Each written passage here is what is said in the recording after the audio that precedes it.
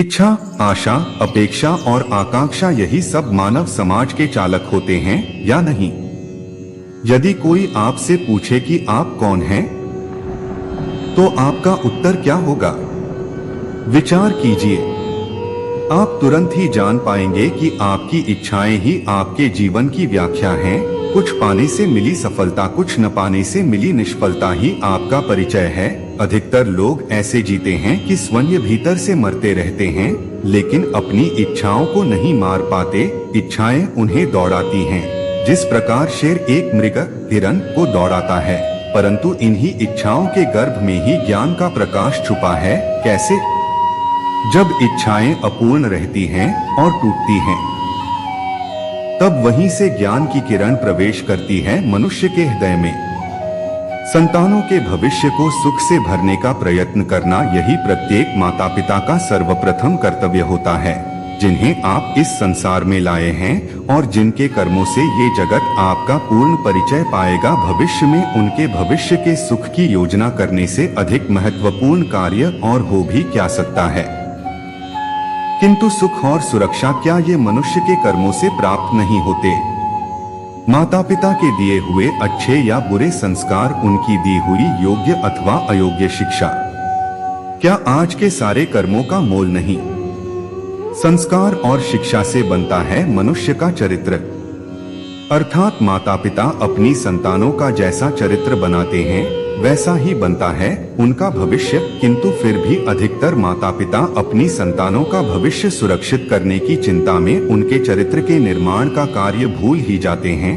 अर्थात जो माता पिता अपनी संतानों के भविष्य की चिंता करते हैं, वास्तव में उन्हें कोई लाभ होता ही नहीं।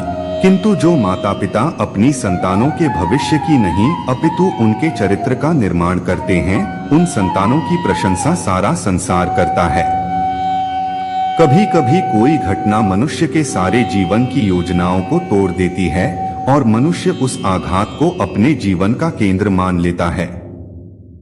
पर क्या भविष्य मनुष्य की योजनाओं के आधार पर निर्मित होता है? नहीं। जिस प्रकार किसी ऊंचे पर्वत पर चढ़ने वाला उस पर्वत की तलाई में बैठकर जो योजना बनाता है, क्या वही योजना उसे उस पर्वत की चोटी तक पहुंचाती है? नहीं। वास्तव में वो जैसे जैसे ऊपर चढ़ता है, वैसे वैसे उसे नई नई चुनौतियां, नई नई परेशानियां और नए नए अवरोध मिलते हैं। प्रत्येक पद पर वो अपने अगले पद का निर्णय करता है। प्रत्येक पद पर उसे अपनी योजनाओं को बदलना पड़ता है। इसलिए कहीं पुरानी योजना उसे खाई में न धकेल दे, वो पर्वत को अपने योग्य नहीं बना पाता। केवल स्वयं को पर्वत के योग्य बना सकता है। क्या जीवन के साथ भी ऐसा ही नहीं? जब मनुष्य जीवन में किसी एक चुनौती या एक अवरोध को अपने जीवन का केंद्र मान लेता है, तो वह अपने जीवन की गति को ही रोक देता है। तो वो अपने जीवन में सफल नहीं बन पाता और न ही सुख और शांति प्राप्त कर पाता। अर्थात जीवन को अपने योग्य बनाने के बदले स्वयं अपने को जीवन के योग्य बनाना ही सफलता और सुख का एकमात्र मार्ग नहीं। भविष्य का दूसरा नाम है संघर्ष। हृदय में आज इच्छा होती है और यदि पूर्ण नहीं हो पाती तो हृदय भविष्य की योजना बनाता है। भविष्य में इच्छा पूर्ण होगी ऐसी कल्पना करता रहता है। किंतु जीवन न तो भविष्य में है और न अतीत में। यह जीवन तो बस इस क्षण का नाम है, अर्थात इस क्षण का अनुभव ही जीवन का अनुभव है। पर हम ये जानते हुए भी इतना सा सत्य समझ नहीं पाते। या तो हम बीते हुए समय के स्मरणों, दुख के पल को घेर कर बैठे रहते हैं, या फिर आने वाले समय के लिए हम योजनाएं बनाते रहते हैं और जीवन बीत जाता है। एक सत्य यदि हम हृदय में उतार लें कि न हम भविष्य देख सकते हैं और न ही भविष्य निर्मित कर सकते, हम तो केवल धैर्य और साहस के साथ भविष्य को आलिंगन दे सकते हैं, स्वागत कर सकते हैं। भविष्य का तो क्या, जीवन का हर पल जीवन से नहीं भर जाएगा। पूर्वजों की इच्छा, आशा, महत्वाकांक्षा, क्रोध, वैर, प्रतिशोध आने वाली पीढ़ी की धरोहर बनते हैं। माता पिता अपनी संतानों को देना तो चाहते हैं, समस्त संसार का सुख पर देते हैं, अपनी पीठाओं की संपत्ति देना चाहते हैं, अमृत पर साथ ही साथ विष का घड़ा भी भर देते हैं। आप विचार कीजिए कि आपने अपनी संतानों को क्या दिया आज तक। अवश्य प्रेम, ज्ञान, संपत्ति आदि दी है, पर क्या साथ ही साथ उनके मन को मैल से भर देने वाले पूर्वतः नहीं दिए? अच्छे बुरे की पूर्व निर्धारित व्याख्याएं नहीं की? व्यक्ति का व्यक्ति के साथ, समाजों का समाजों के साथ, विश्व का विश्व के साथ संघर्ष क्या ये पूर्व ग्रह से निर्मित नहीं होते? हत्या, मृत्यु, रक्तपात क्या इन्हीं पूर्व ग्रह से नहीं जन्मते? अर्थात माता पिता जन्म के साथ अपनी संतानों को मृत्यु का दान भी दे देते हैं, प्रेम के प्रकाश के साथ साथ घृणा का अंधकार भी देते हैं, और अंधकार मन का हो, दया का हो या वास्तविक हो, उससे केवल भय, डर ही प्राप्त होता है।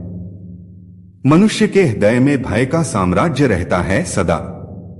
कभी संपत्ति के नाश का भय, कभी अपमान का भय, कभी अपनों से छूट जाने का भय। इसलिए भय का होना सबको स्वाभाविक ही लगता है। क्या कभी सोचा है जो स्थिति अथवा वस्तु भय को जन्म देती है, क्या वहीं से वास्तविक दुख आता है? नहीं, ऐसा तो कोई नियम नहीं। और सबका अनुभव तो ये बताता है कि भय धारण करने से भविष्य के दुख का निवारण नहीं होता। भय केवल आने वाले दुख की तरह कल्पना मात्र ही है, वास्तविकता से इसका कोई संबंध नहीं है। तो क्या ये जानते हुए भी कि भय, डर कुछ और नहीं, केवल कल्पना मात्र ही है, इससे मुक्त होकर निर्भय बन पाना क्या बहुत कठिन है? मनुष्य के सारे संबंधों का आधार है अपेक्षा। पति कैसा हो? वह जो मेरा जीवन सुख और सुविधाओं से भर दे। पत्नी कैसी हो? जो सदैव मेरे प्रति समर्पित रहे। संतान कैसी हो? जो मेरी सेवा करे, मेरा आदेश माने। मनुष्य उसी को ही प्रेम कर पाता है जो उसकी अपेक्षा पूर्ण करता है, किंतु अपेक्षा की तो नीति ही है भंग होना। कैसे? क्योंकि अपेक्षा मनुष्य के मस्तिष्क में जन्म लेती है, कोई अन्य व्यक्ति उसकी अपेक्षाओं के बारे में जान ही नहीं पाता। पूर्ण करने की प्रामाणिक इच्छा हो तब भी मनुष्य किसी की अपेक्षाओं को पूर्ण नहीं कर पाता, और वहां से जन्म लेता है संघर्ष। सारे संबंध संघर्ष में परिवर्तित हो जाते हैं, पर मनुष्य अपेक्षाओं को संबंध का आधार न बनाए और स्वीकार करे केवल संबंध का आधार। तो क्या ये जीवन स्वयं सुख और शांति से नहीं भर जाएगा? जीवन का हर क्षण निर्णय का क्षण होता है। प्रत्येक पद पर दूसरे पद के विषय में कोई निर्णय करना ही पड़ता है, और निर्णय अपना प्रभाव छोड़ जाता है। आज किए हुए निर्णय भविष्य में सुख और दुख निर्मित करते हैं, न केवल अपने लिए अपितु अपने परिवार के लिए भी और आने वाली पीढ़ियों के लिए भी। जब कोई परेशानी आती है तो मन व्याकुल हो जाता है, अनिश्चय से भर जाता है। निर्णय का वो क्षण युद्ध बन जाता है और मन बन जाता है युद्ध भूमि। अधिकतर निर्णय हम परेशानी का उपाय करने के लिए नहीं, केवल मन को शांत करने के लिए लेते हैं। पर क्या कोई दौड़ते हुए भोजन कर सकता है? नहीं। तो क्या युद्ध से जूझता हुआ मन कोई योग्य निर्णय ले पाएगा? वास्तव में शांत मन से किया गया निर्णय, अर्थात शांत मन से कोई निर्णय करता है तो अपने लिए सुखद भविष्य बनाता है। किंतु अपने मन को शांत करने के लिए जब कोई व्यक्ति निर्णय करता है तो वो व्यक्ति भविष्य में अपने लिए कांटों भरा वृक्ष लगाता है। समय के आरंभ से ही एक प्रश्न मनुष्य को सदैव पीड़ा, दुख देता है कि वो अपने संबंधों में अधिक से अधिक सुख और कम से कम दुख किस प्रकार प्राप्त कर सकता है। क्या आपके सारे संबंधों ने आपको संपूर्ण संतोष दिया है? हमारा जीवन संबंधों पर आधारित है और हमारी सुरक्षा संबंधों पर आधारित है। इसी कारण हमारे सारे सुखों का कारण भी संबंध ही हैं। किंतु फिर भी हमें संबंधों में दुख क्यों प्राप्त होते हैं? सदा ही संघर्ष भी संबंधों से क्यों उत्पन्न हो जाते हैं? जब कोई व्यक्ति किसी अन्य व्यक्ति के विचारों को स्वीकार नहीं करता अथवा उसके कार्यों को स्वीकार नहीं करता, उसमें परिवर्तन करने का प्रयत्न करता है तो संघर्ष जन्म लेता है। अर्थात जितना अधिक अस्वीकार उतना ही अधिक संघर्ष, और जितना ही अधिक स्वीकार उतना ही अधिक सुख। क्या यह वास्तविकता नहीं? यदि मनुष्य स्वयं अपनी अपेक्षाओं पर अंकुश रखे और अपने विचारों को परखे, किसी अन्य व्यक्ति में परिवर्तन करने का प्रयत्न न करे, स्वयं अपने भीतर परिवर्तन करने का प्रयास करे, तो क्या संबंधों में संतोष प्राप्त करना इतना कठिन है? अर्थात क्या स्वीकार ही संबंधों का वास्तविक आधार नहीं है? दोस्तों, इस वीडियो में बस इतना ही। मिलते हैं अगली वीडियो में।